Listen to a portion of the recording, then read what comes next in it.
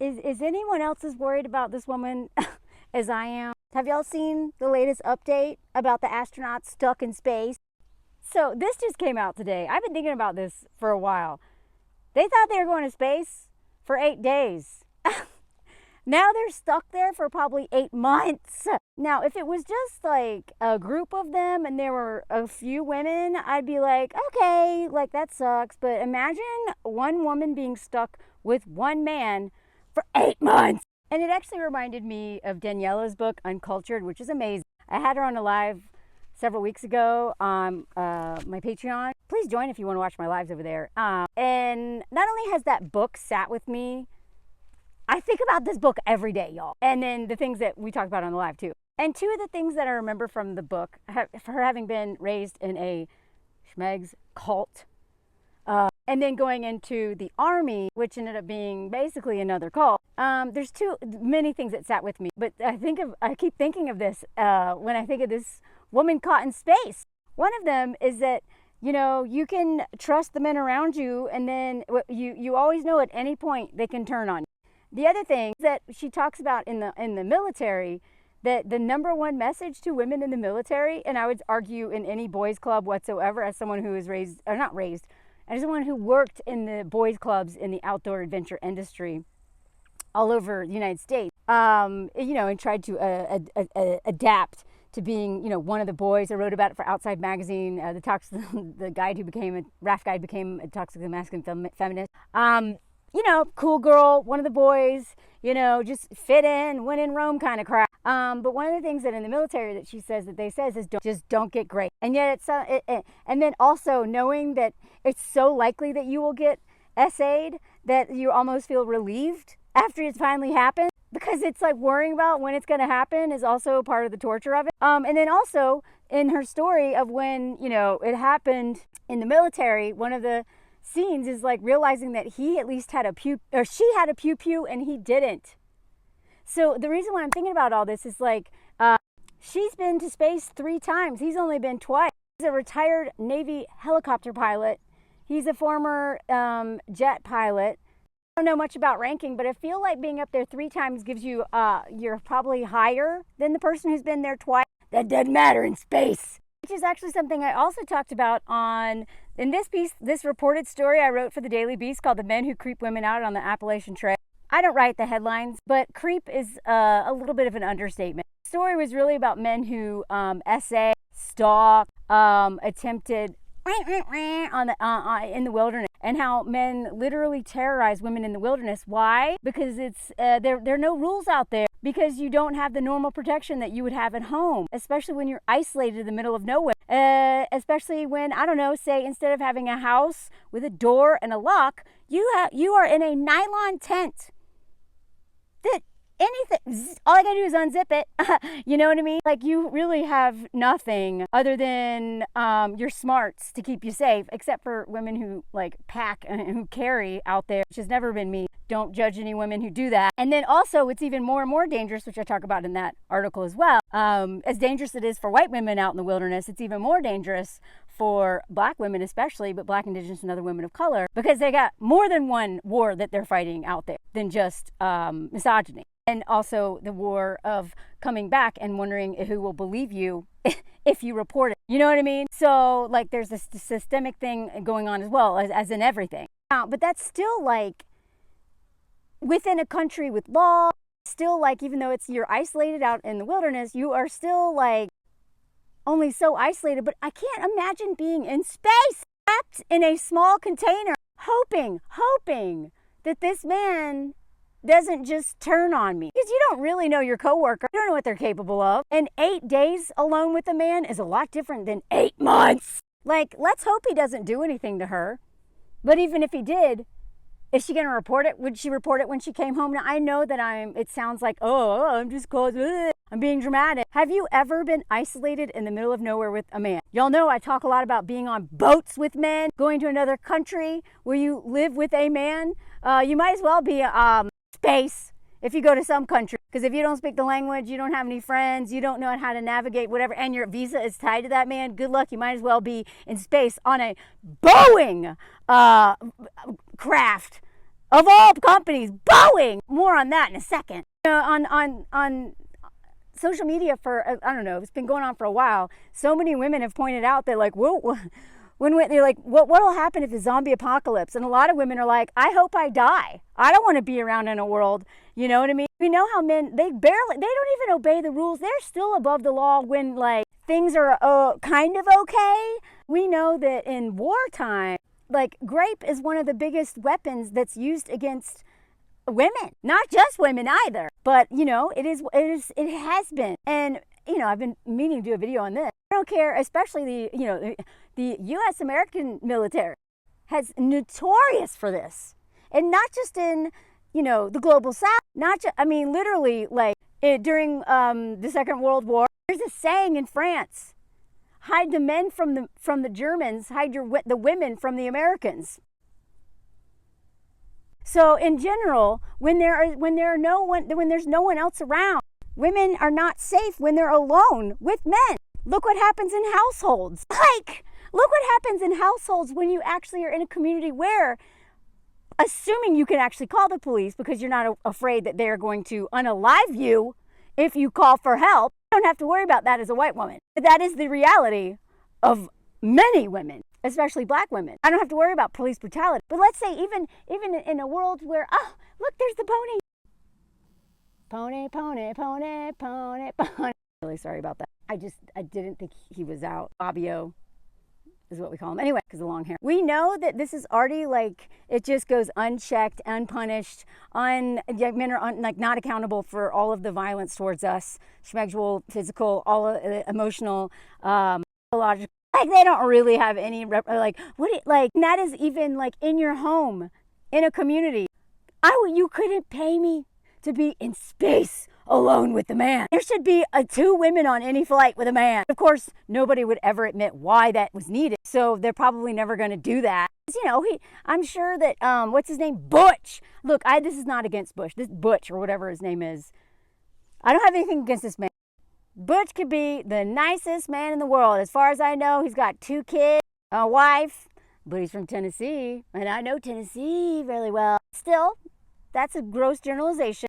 But, you know, we know that the violence against women in the military is, like, off the charts. Whatever you think it is, probably multiply it by 100. Doesn't mean that he's doing it. He could be a safe man. But how do we know? How does Sunita know? How does she know? She's alone with him. And again, she's supposed to be there for 8 days. But you know who failed both of them? Boeing, there's NASA, you know, and Boeing is the company behind it. 8 days. Okay, 8 days alone with a man is fine. But now 8 months! Again, I have nothing against Butch Wilmore. He could be the most upstanding man. He could be, you know, an actual nice man and not a nice guy, which are, like, worse than, like, fratty men. I'm just saying, how does she know? You could not pay me, this version of me, to ever do this. Having spent plenty of nights alone in the wilderness with men that I worked with, I consider myself lucky that nothing really bad ever happened. But anyway, that's another story. So what is NASA's great plan? They're thinking of hiring the SpaceX, little psycho company. That thing's not leaving until, like, September, with a plan to return in February. Now, look, this was supposed to have 4 people on the crew, which means it'll only be 2 people now. Who's in that little 4-person crew? This billionaire. So if you ask me, any billionaire, more or less, is like a sociopath. So Mr. Isaacman, whatever, I don't care how you say his, will fly with Scott Porteet. Don't know if I'm saying that right either. A retired Air Force pilot. Sarah Gillis, SpaceX engineer, overseeing the astronaut. Okay, that's a good one. Anna Menon, I don't know how you say that. 2 men, 2 women. They're going to cut 2 people out of this flight. If they cut the women, they need to keep at least one of those women on that flight, so that when they get met with another couple astronauts, that woman is not stuck with 3 men in space. Now, whatever. Maybe it's fine. Maybe nothing will happen to, but okay, anyway. The way that they're dealing with this is so shady, y'all. I'm going to bring it back to this douche in a sec. Also, just a quick reminder before I go any farther. Gen X already doesn't really trust NASA after this whole thing. When on live television we saw a teacher and the entire crew explode because they wanted to launch despite this ice and it being deemed unsafe to launch. You gotta do what you gotta do. You gotta get it up there. But this article that came out in the Times does not reassure me whatsoever about how safe they're being. Because for weeks they've been downplaying this little, what do you call it, Starliner, Boeing Starliner. They kept being like, no, we'll get them home, don't worry about it, we don't know when. And then they're like, okay, maybe that psycho who owns the other company, that X thing, maybe we'll like have him hitch a ride with them. Now, mind you, Boeing already does not have the trust of the public for many reasons. Despite having millions of dollars in contracts with NASA, commercial jets around the world, and then all this stuff, like Boeing is like the worst. If you were going to have a lesson in like what not to do for like the brand of a brand, don't do whatever Boeing's doing. And, you know, and then they always gaslight us because, again, NASA and Boeing were like, hey, they maintained that the crew members who launched with Starliner on the first crewed test flight were not stranded in space. They're not stranded in space. I mean, they may be up there for like well into next year, but they're not stranded, okay? 8 days turned into 2 months, which is going to turn into probably 8 months, but whatever, they're not stranded. And despite saying that they were, oh, look at you, Mosey, walking around exploring. So again, besides they just being like, no, don't worry, they're coming back, we're bringing them back. But then, oops, like in the last few weeks, we have decided to make sure we have that capacity to bring them back. There's as our community, I would say, got more and more uncomfortable. The way that we're a little uncomfortable. Y'all should be more uncomfortable. You should be more than uncomfortable with the fact that you've got these people stranded in space. And 8 days is going to turn into 8 months. And it's a woman alone with someone. Again, maybe y'all don't think that's a big deal, but anybody who has worked in all male industries will tell you it is terrifying to be in a place so far away from any phone call for help with a man. And especially, I can't imagine being in any space, a tiny space, and much less in space with a man or with anybody. Spending that much time with anybody could drive you crazy. But like, and then Big Daddy U.S. government's like, oopsie.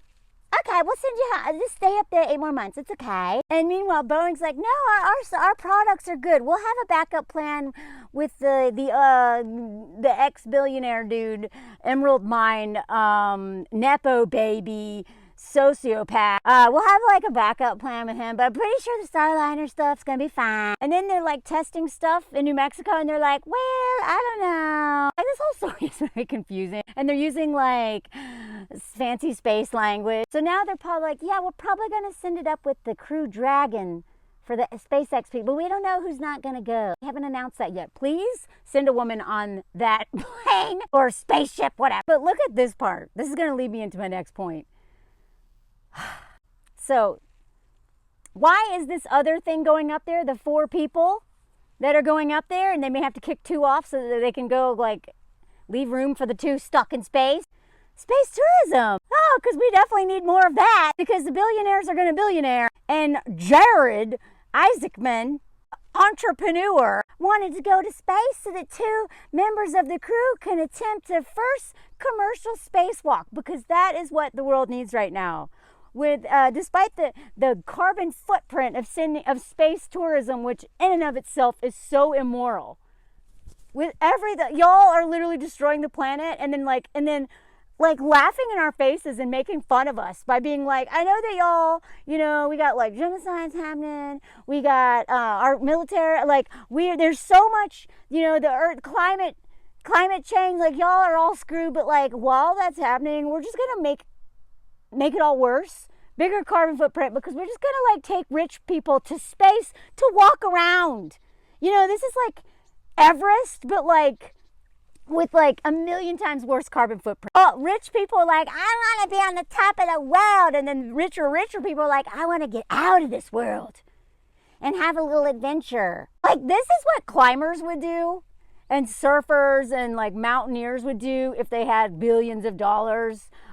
It's that colonial, little colonizer mindset of that's like grape culture too. I want new. I want to be the first person to do this. I want a new, pure experience, uncharted stuff. I just want to piss all over everything. I want to piss all over space now because look at this, SpaceX.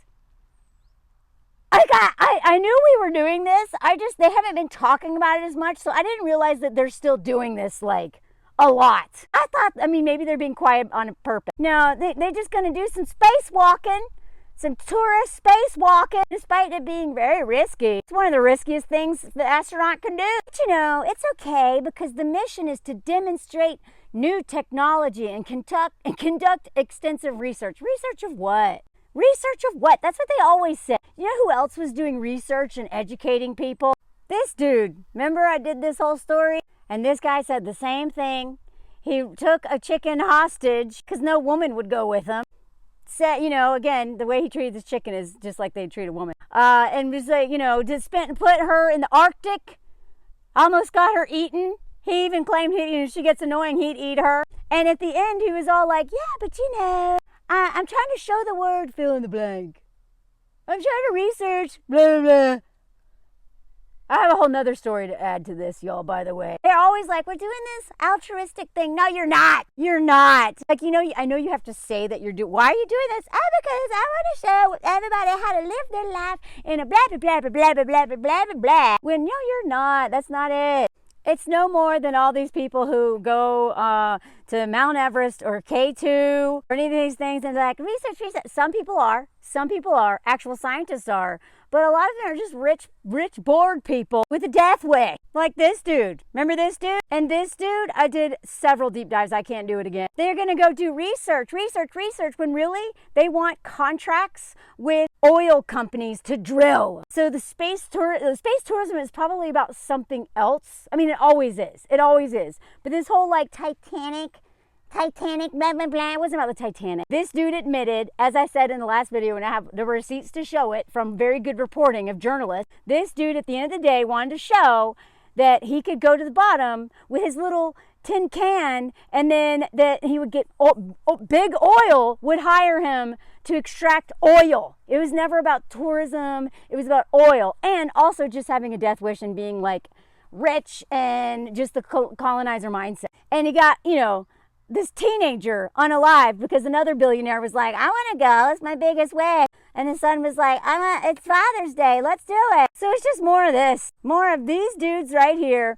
Rich, usually white men, but it's not always white men, who are addicted to more. It's never enough. They're addicted to money, power, and they don't care who they screw over in the process. Little egomaniacal psychopath. Inchmels. Basically, Inchmel mindset. Who waste money and try to fix problems and just create more problems, like trying to save those kids in Thailand and literally just made a fool of himself and then caused, oh God, I hate. Also, shocker, treats women terribly. Also aligns with the alt-right and also, and transphobic and all the other things. They're all aligned together. So if you are like any of those things, you're headed to all of those things, right? They're all linked. They're always linked. They're all linked. And shocker, look at this. And, just like so many, as much as I love freedom, there's a reason we have rules. It protects everybody from the reckless, selfish, ambitious death wish of usually men, but in particular, almost always, rich white men. Not always, but often, and sometimes rich white women too, or just whatever. There's always exceptions, but whatever. We know who controls most of the money. But look, these private space companies take on in an industry that has no safety regulations once a vehicle carrying private astronauts reaches space. The FAA manages launch site safety, but no agency on Earth oversees the safety of private endeavors such as SpaceX's spacewalking plan. So a lot like the Titanic, submersive, whatever, these billionaires are like, I know I'll go do this thing because they don't regulate this one thing. And they also are lying about the safety of things. I can't believe they're going to take people up to go spacewalk just for fun when NASA can't get 2 astronauts home. You can't even get real astronauts. You can't keep them safe. They're like, let's go spacewalk because we're rich. And again, let's remember, I don't want to fly. I would never want to fly in a plane that Elon Musk has anything involved. You saw what he did with the Tesla truck. Those things oh god, they're hitting people. People getting locked in them and drowning. One of my favorite things to watch that seems like a waste of time, but I take so much pleasure in it, is seeing how much those trucks suck and don't work. Why would anybody trust a spacecraft that man was involved in? But then the alternative is what? This? Because I don't know about you, but I'm terrified of even riding in a normal plane made by Boeing. I mean, the plane's just falling apart. Wheels falling off. Even the whistleblowers aren't safe. You can't get on a plane and you can't talk about the plane. Because this dude died right after testifying. And then this dude also died. Can't talk about Boeing. Oh God, maybe I shouldn't talk about him. Crap. So anyway, I hope Suni Wiliams comes home safely. Nothing happens to her by any of her co-workers. I hope they both come home safely, but I'm always going to be worried about any woman who is stuck in anywhere with a man. Because for women, the most dangerous person in their home is the man, especially the man in the bed next to them. We all just have to cross our fingers and hope he doesn't flip on us at some point. So imagine doing that and then also getting into a tiny aircraft in space. And then another organization run by mostly white men who works for the United States government of all entities. We're the villain in so many people's, most of the world's stories. Because even when we do something good, it is absolutely in the name of evil and greed or money, whatever. But anyway, let's hope she comes home. Let's hope she comes home. Let's hope they all come home. And also, can we please stop going to space for fun? Because even on Everest, even climbing a mountain has enormous impact on the environment, the local community. It is all just colonizer, colonizer, colonizer in so many different forms. And it still all stems from the same line of thinking. Research is one thing, but just for kicks, because you're bored and rich, no thanks. Donate that money. I want to see more people like Bezos's ex-wife, who's just take it, take it. Take it. I don't want it. Take it. I don't deserve all this. Take it. Anyway, let me know if you like the comment song. If you heard the comment song, please join my Patreon if you haven't already. I have a lot of fun over there. And it also will let you know when I put work out there in case the algorithm makes you forget I exist. Et voila! The king baby is not my lover. He's just a fool. Thinks that he's the one. The king baby's not my son. Okay, this is weird. Weird comment song like always. Leave your comment while the comment song's playing.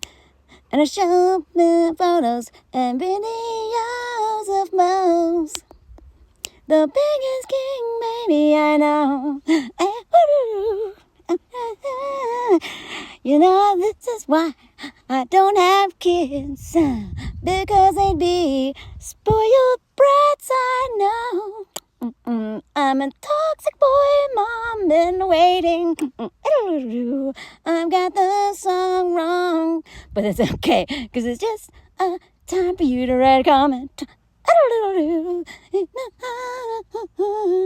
The comment song is ending soon. Look at the way he looks at us. The King Baby Moe's edition King Baby. The comment song's ending now. Let me know if you heard it. I'm just being crazy and having fun here. Et voila.